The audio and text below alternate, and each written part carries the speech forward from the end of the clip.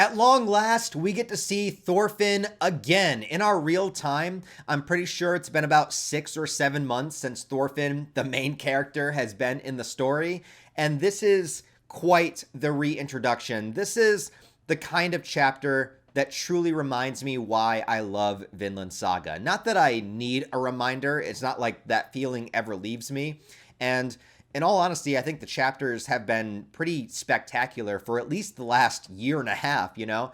But there are particular chapters of Vinland Saga that come out that really strike a emotional chord with me, that remind me not just about the core themes and identity of the story itself, but why I feel like I resonate with it so much, is that it gives me this sense of hope or this sense of potential that very few stories and very few manga are capable of giving me. Just within a few lines of dialogue or within a few panels, just lets you sit with a moment and lets you sit with a phrase that brings everything back to center and just reminds you what an incredible journey this whole manga has been, and just kind of breaks me in half a little bit that the journey is coming to an end. I really don't want to stop reading Vinland Saga.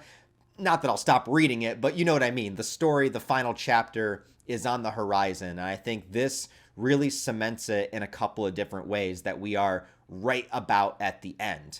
Anyways, to get into this chapter proper, this is chapter 216, and we get the return of Thorfinn, which the last time that we saw him, he was pelted with arrows and not doing so well.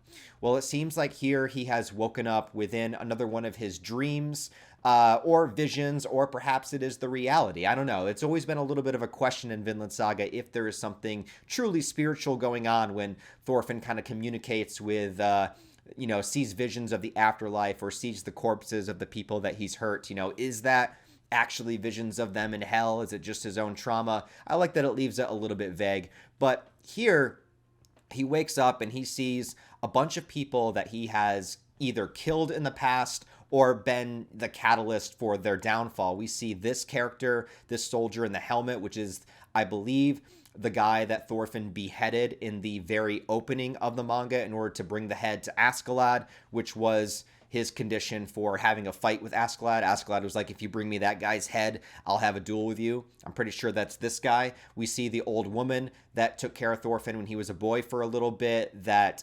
he told about the whereabouts of where he was to Askeladd's band that came, and then they burned down the entire village, and she was the woman that kind of looked at him like, it's like, I can't believe that this little boy would actually do that after she protected him from the guy that was looking for him. Thorfinn is seeing all of these people, but instead of being corpses, instead of being zombified like they were before, they are all in their kind of original human state here, which makes Thorfinn believe that he's finally crossed over and that he is dying. And I really love this image here that we see Thorfinn and we see all of the arrows pelted and the burned houses behind him and sort of this overcast sky and the darkness. And it really feels like, yeah, he is kind of going to the afterlife. He says, I tried hard, it didn't work out, and I failed.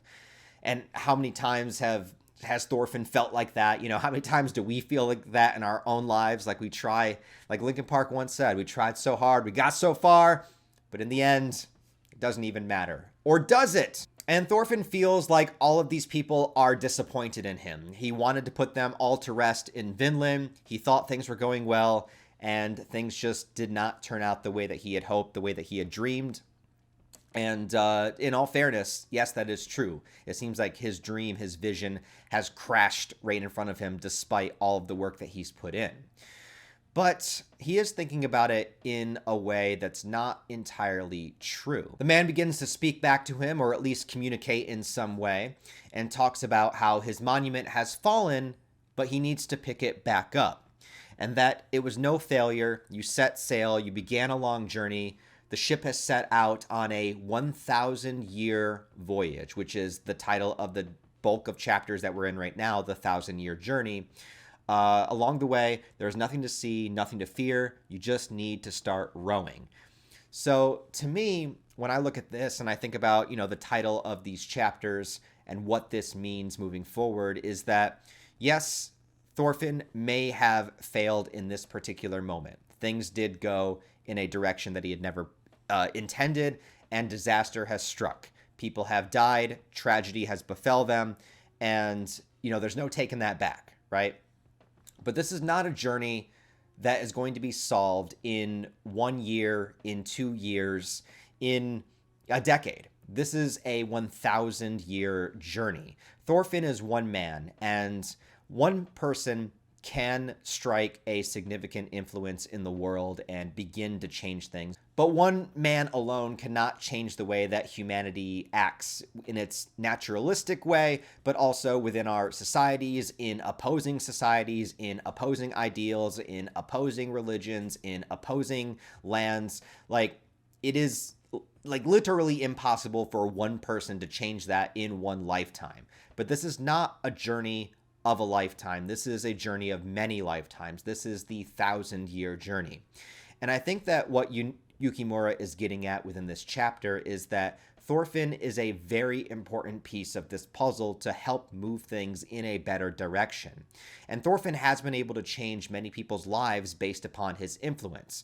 We will see Hild again in this chapter and think about the progression of her character because of Thorfinn. Think about a lot of people here in the village of Arnid and how they were changed for the better. Gudrid was changed for the better. At least, was able to go on a different path, a different journey because of her involvement with Thorfinn. They were able to have a child that never would have existed without the two of them together.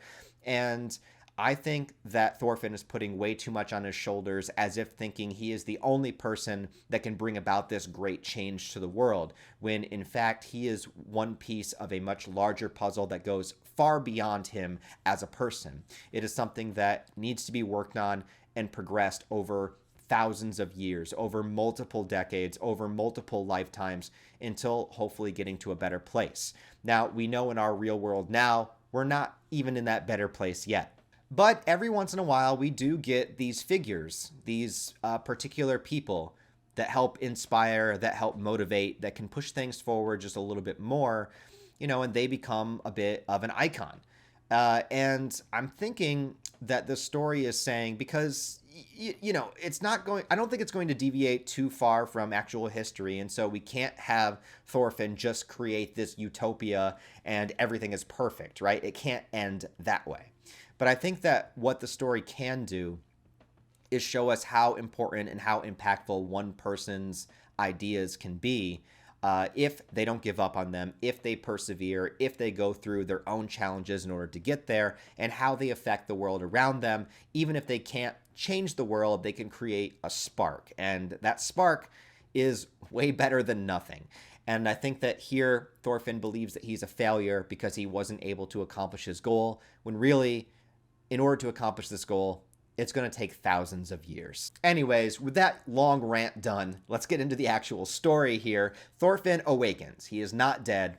Whatever vision he was having or dream he was having, it was just to deliver that message to us. He wakes up in one of the TPs. We see Nostalgia here, and as well as the shaman is here. It's been 6 days, and I like in this chapter, this might be a small thing, but something I really enjoyed, that they're giving Thorfinn a kind of disheveled look, like he's got the little goatee growing back like he had in the Slave Arc, and his hair's falling down, so he's starting to look a little bit more like the long-haired Thorfinn that we saw before. So I don't know, just a neat little callback that, when Thorfinn gets a little bit disheveled, he starts to look a little bit more like early Vinland Saga Thorfinn.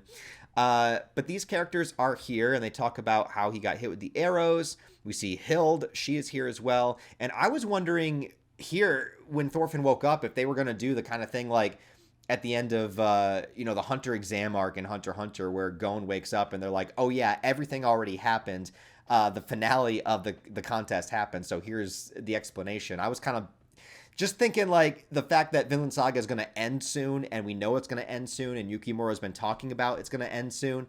I was a little bit nervous that when Thorfinn woke up here and all these characters are here, that they were going to, like, just give him the spark notes of what happened at the stronghold. And I was going to be like, oh man, like, I don't know if I would like that. I'd like to actually see what happens. But thankfully, we're still in the process of it. Hild said that she scouted yesterday. There was no battle, but she couldn't get close. So it seems like they're at a little bit of a stalemate. When those reinforcements of the Joms Vikings came in and kind of massacred a bunch of the Lanu, it probably set them back a little bit. but still, they're, the Norse are stuck within that fortress, so it's not like they can really escape or have anywhere to go to begin with. And if the Lanu aren't backing off, well, it seems likely that they would be at a little bit of a stalemate where, okay, it's like we're in our fortress, we're good, we're not being attacked, but like we can't really go anywhere or do anything. They're out there, so maybe they're just kind of waiting us out, because eventually you would need, food and all that kind of stuff. So what are they going to do? Thorfinn, of course, wants to immediately go there, but he's still weak. He's still tired, still recovering from being pelted with arrows, But Thorfinn still believes in the idea of reconciliation, that there is still a way to stop this. And he doesn't know all of the things that have happened while he's been out. He doesn't know that Ivar is dead. He doesn't know that Einar had to commit his first murder or his first killing in a combat situation. So there is a lot going on that he is not aware of. Now, they talk about the disease, and this being one of the main catalysts for the conflict between the two, and the Lanu wanting the Norse to leave and everything.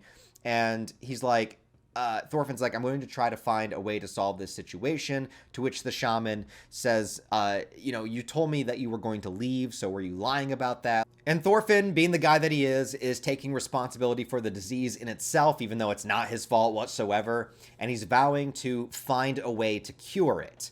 How he's going to do that in this time period, I have no idea. There probably is no way.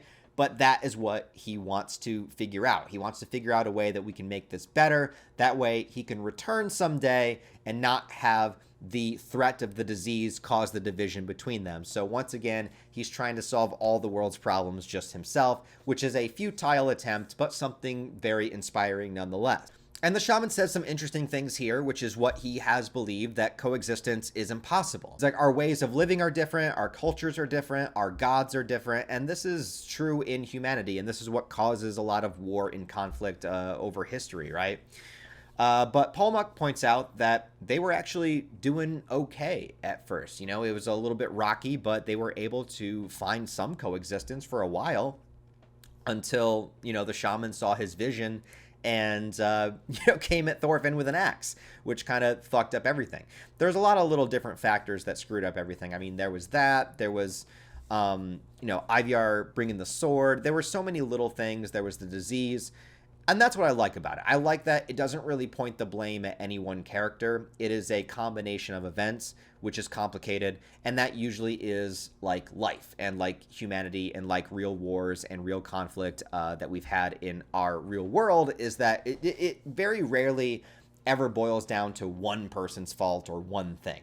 There's usually a complex set of issues that are all happening at one time, and eventually a trigger is pulled and conflict is started. And that is what happened in Vinland Saga, and I really like that it happened that way. And I like that, even though, you could say that the shaman was kind of the guy to get the ball rolling, well, if the sword had not been there, if the rats were not there, if this and that had not happened, it could have been an isolated event. So like every little thing pushed them moving forward into what became war, and that is real. So Thorfinn wants to fix this in any way possible. The shaman keeps saying it's not possible. We're already at war. We're already each other's enemy.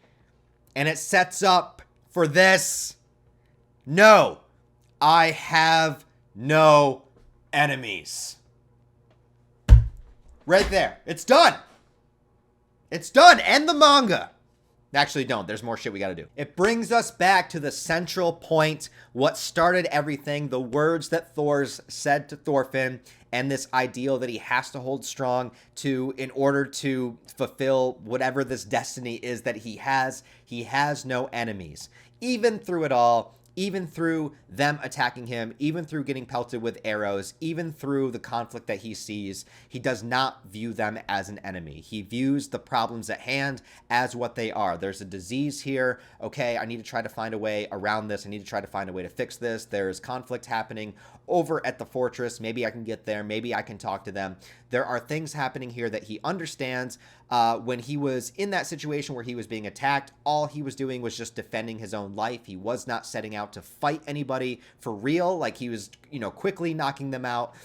in order to not have to fight, he was, defending his own life, defending Einar and the other Thorfinn as they were running away. He was never there in a war kind of situation, a war kind of fight. It was literally that last resort of, I just have to do something so I don't die, but I don't view these people as my enemy. I don't view them as somebody that I have to fight back against. Like, these are people that are having their own issues, their own problems.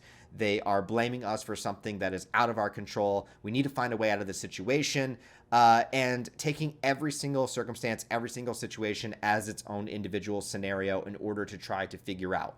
Within that moment, yeah, Thorfinn had to fight back, but it was merely quick self-defense in order to not die, But besides that, he never went back on these words. And even the shaman, he could have left Thorfinn to die. He didn't need to help him in this scenario.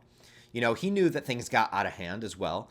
But those words that Thorfinn says, he says it's the way of a word I can't pronounce, but the Great Spirit, something more spiritual, something connected to him. And also where he just said, we can't coexist. We don't have the same culture. We don't have the same gods. Well, what if the message is the same? What if the message is, I have no enemies. Let's find a way to peace. At that point, does it really matter the semantics of your God's name or how you worship your God?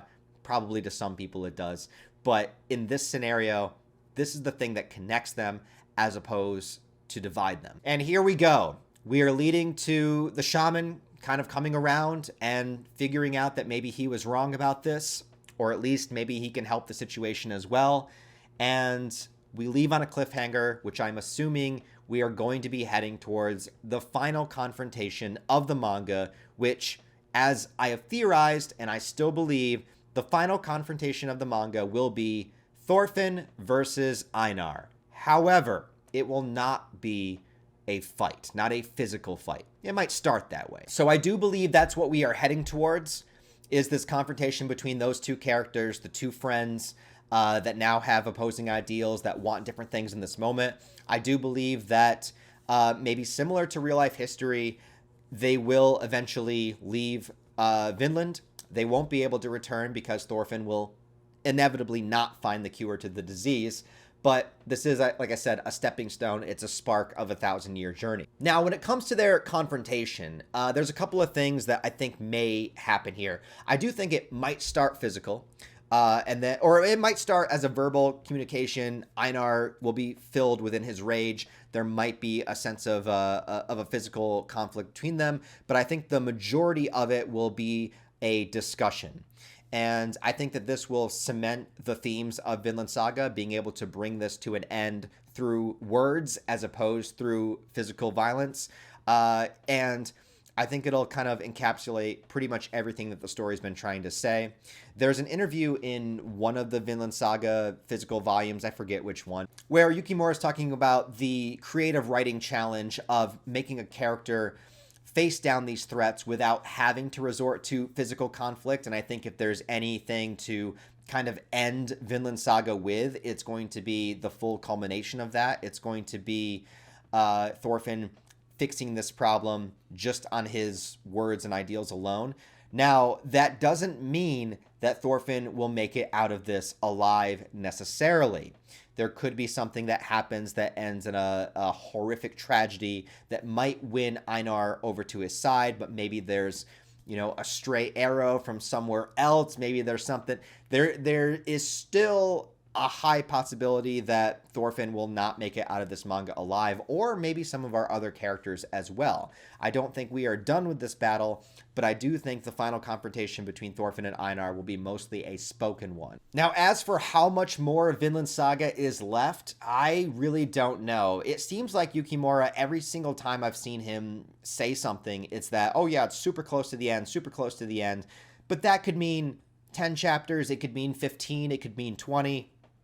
And in our real time, we get about a chapter a month, and then, he usually skips about maybe 2 or 3 months a year. So we get about, let's say, 10 chapters a year. Well, if there's 15 chapters left, then we still have at least another year and a half. If there's 20, we have at least another 2 years. So it might seem like there's not much left, but it might, it'll take some time. But also, I remember 2 years ago, I remember more than 2 years ago, reviewing Vinland Saga and how fast it's went. So it might also seem very, very quick at the end of the day. Overall, I think this is a great chapter. I think this is a fantastic reintroduction to Thorfinn. I think this really plants firmly the seed of what Vinland Saga really is all about at the end of the day, and also doesn't deny the realities of real life and the things that have happened and the things that are still happening. But I think it has a powerful message of hope, of ideals, and of being a spark for change, which is sometimes more than enough. Anyways, guys, let me know what you thought about this chapter down below. Leave all your thoughts, theories, and opinions about where you think it's going. Leave what you thought about this chapter. I thought it was great. Thanks for watching, guys, and if you like the video, give it a thumbs up, give it a comment. If you want to support the channel on a deeper level, I'd really appreciate anybody signing up to the Patreon. Even as low as $1 a month goes a long way. Other than that, guys, I hope you have a wonderful rest of your day. I'll talk to you next time.